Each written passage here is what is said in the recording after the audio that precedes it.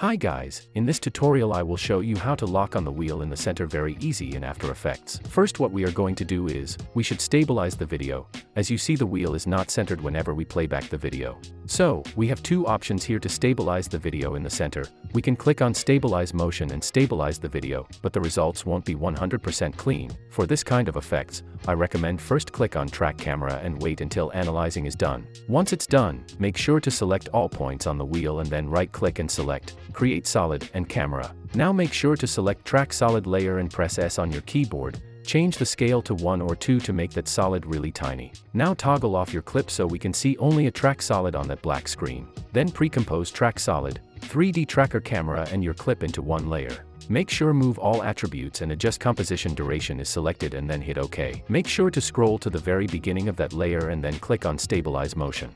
Let's zoom in slightly so we can see the tiny solid layer and then move track point right on the solid. Let's make track point slightly bigger and then click on Options. Make sure RGB is selected and then make sure to check Adapt feature on every frame and hit OK. Now hit that tracking forward button and wait until it's done. Once analyzing is finished, click on Apply and then hit OK.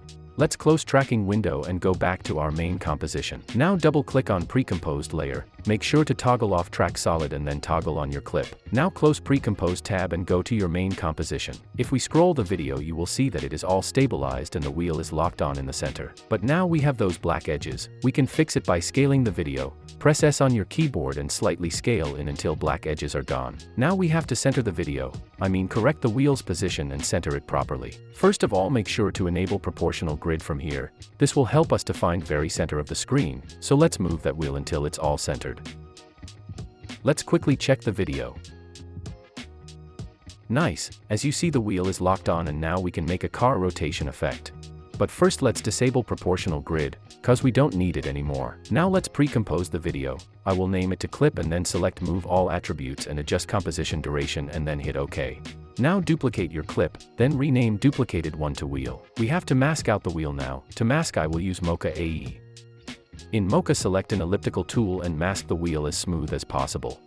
Once you are done, enable perspective and hit on tracking button.